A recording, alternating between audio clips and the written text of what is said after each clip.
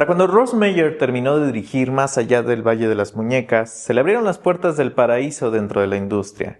Meyer, quien era conocido por hacer películas catalogadas como pornográficas y explotativas, de corte independiente y mugrosas, terminó por hacer una película para 20th Century Fox paródica de uno de sus propios proyectos, y con ello obtener ganancias estratosféricas. Para tener en contexto, la original El Valle de las Muñecas consiguió $44.4 millones en comparación con Más allá del Valle de las Muñecas, que obtuvo 40. El asunto es que la primera costó casi 5 millones de realizar, mientras que la parodia de Ross Meyer contó con un presupuesto de $900,000. Esto lo terminó volviendo mucho más redituable y con mayor longevidad, pues en realidad nadie recuerda El Valle de las Muñecas, si a lo mucho la parodia es más celebrada y más vista. Bueno, eso terminó beneficiándole a Meyer y se volvería pionero dentro de los cineastas pornográficos porque a diferencia de los demás obtuvo un contrato de exclusividad de parte de la Fox para realizar 3 películas con un supuesto control total creativo y de presupuesto, además de un salario semanal por trabajar dentro de las filas del lugar de $150,000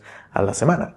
Con ello, Meyer obtuvo el dinero suficiente para comprarse autos, una mansión y envalentonarse lo suficiente como para querer pedirle matrimonio a su entonces novia Eddie Williams. Pero ese sueño de mieles y gloria no duró demasiado. De pronto Meyer se dio cuenta de la falsedad de las promesas de la Fox para dejarlo hacer lo que quisiera, porque 2 de sus proyectos de guión, que era una película de horror sobre órganos extirpados de cadáveres de la guerra de Vietnam y una película de acción con un protagonista nativo americano que iba a ser interpretado por Johnny Cash, por supuesto el más nativo de todos, serían rechazadas para más bien darle el encargo de adaptar la novela de Irving Wallace Los 7 minutos, que habla de un juicio sobre un material que es considerado pornográfico y que pudre mentes para la sociedad conservadora.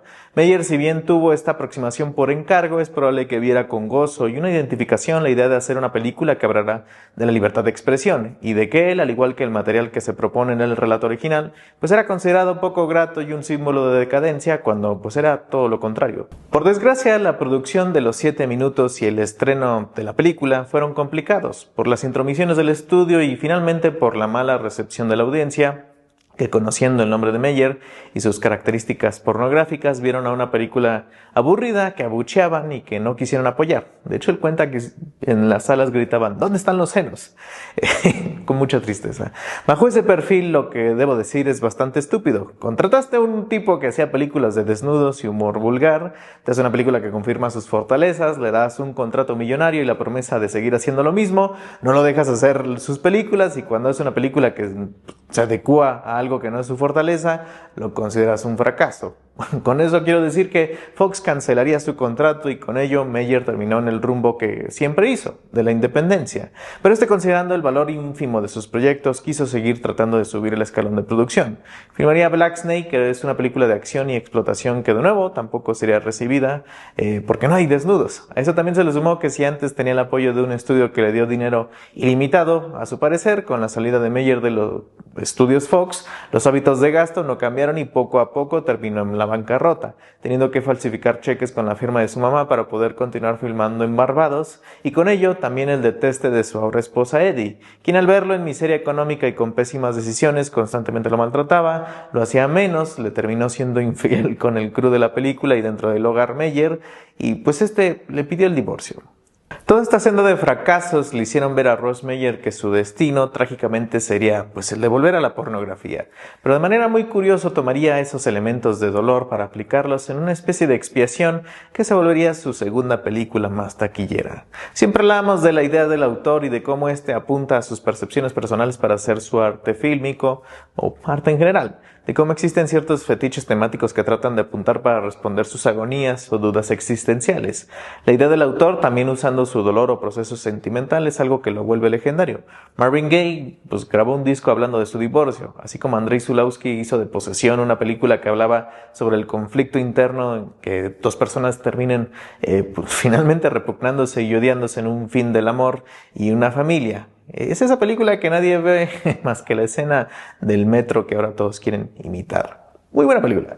Bueno, bajo ese mismo perfil yo pondría a Ross Meyer. Sé que hacía pornografía y bajo ese mismo esquema de algo que no tiene valía por ser desechable, puede pasarse por alto. Pero Meyer distaba de ser un tipo tonto de un compromiso precoz en su cine. Sus películas distan de ser pornografía de penetraciones y más en un juego erótico bastante divertido, en donde las mujeres del perfil Meyer siempre son amazonas gigantes de senos titánicos, diosas en espacios mundanos que además sirven a hombres ridiculizados completamente por ellas en una galante representación de servicio a las mujeres que tienen fortaleza dentro y fuera de la cama. Super Vixens no es la excepción a esto porque todas las mujeres tienen un carácter fuerte y que hace gracia en un espacio desolado de la carretera americana, que sirve como una especie de representaciones bastante retorcidas de los espectros dickensianos en la vida de Clint, un hombre bastante dotado y musculoso, pero que lejos de las apariencias, al igual que las mujeres salvajes de este mundo, es bastante noble y servicial. Clint, que podría ser objeto de gozo eyaculador en cualquier mujer que se le cruce en su camino, resulta que es una especie de mojigato que es ninguneado por su novia, Super Angel, una representación sanadora que Meyer aplica en su vida real. Porque Super Angel, al igual que Eddie Williams, es una mujer envidiosa, preciosa, pero que se la pasa humillando a su pareja y que la denuncia de ser infiel cuando ésta hace justo lo que le reclama. Angel, interpretada por Shari Eubank, es odiosa a más no poder. Es uno de los personajes más detestables de la historia del cine porque es una máquina de alaridos de queja que utiliza su factor de sensualidad a su favor y una dominación entera de su cuerpo y atención. Ahora, la idea de Meyer de presentar estos encuentros no se da fácil y de hecho para cualquiera que busque escenas de frenesí sexual se sentirá pues defraudado, porque Super Vixens a los pocos minutos de parecer una película pornográfica de pronto se vuelve una película de suspenso, algo digno de una idea hitchcockiana, porque el abuso de Angel termina acercando a una figura de autoridad en Harry, un patrullero que constantemente parece estar codificado como un hombre homosexual que reniega públicamente de sus preferencias, pero que trata de suplir su gozo a través de una violencia que omite su impotencia sexual. El que Harry llegue a la vida de una mujer que solo parece quejarse y que ésta encuentre el asesinato como algo satisfactorio, pues ya se imaginarán cómo termina dando resultado. Es una escena de horror, pero con algo de gracia ver la resolución de Angel y su destino por ser básicamente una mujer cruel toda la vida, y con ello ahora Super Vixen se vuelve una road movie con Clint huyendo de la ley, encontrándose con mujeres sensuales que se aprovechan de este y que termina teniendo más y más problemas por su torpeza. Es una película divertidísima y fuera de esto es una película inteligente en su construcción de géneros, de demostrar que Meyer era capaz de hacer otro tipo de películas si se le hubiera dado la oportunidad.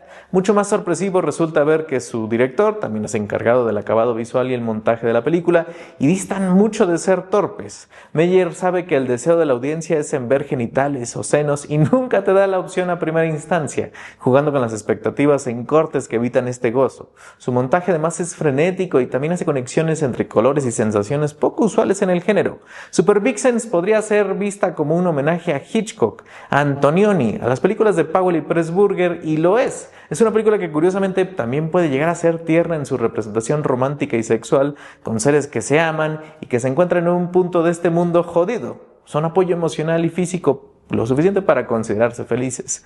Pero como se trataba del mugroso de Ross Meyer, nunca se le dio la posición que merece. De que quizás, sí, es un tipo obsesionado con los senos gigantes, pero entre sus fascinaciones existía algo de fortaleza autoral y un director que hacía sus porquerías, claro. Pero en esos entornos bastante seguros y familiares con su crew de forajidos fílmicos, eran grandes películas. Eso fue todo, no se olviden de checar la cartelera cultural en Zona Franca, aquí están mis redes sociales. Super Vixens es una película que no se encuentra en ninguna plataforma, a menos de que te metas a sitios que tus papás no te dejaban ver. Probablemente sí esté en Xvideos o en Pornhub, si te pones a buscarlas.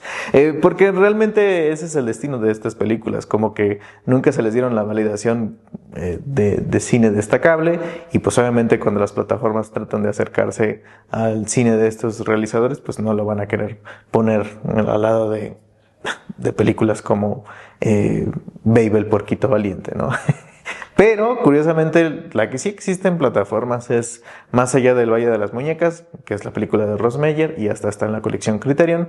Pero, pues creo que sí es necesario hacer una revaluación de este tipo de películas y de un director que, digo, estaba pues restringido a la categoría de películas que podía hacer, lo cual pues, lo vuelve un poco triste, pero vamos, nunca dejó de divertirse. Y cabe destacar que su mejor amigo en ese momento y su guionista pues era Roger Ebert, que Vamos, si ustedes conocen un poco de crítica de cine, pues quizás sea el crítico de cine más importante de Norteamérica y pues ver que empezó haciendo películas pornográficas, escribiendo vulgaridades, siempre resulta muy gracioso. Entonces, vean esa película, quizás vean La Escondida, porque pues vamos, o a menos de que tengan un bloqueador de anuncios, no quiero que les salten algo y que les pregunten, ¿qué carajos estás viendo? Super Vixen, ¿pero por qué estás en ese sitio? Y, o no la vean en el trabajo, por favor. Bueno, nos vemos.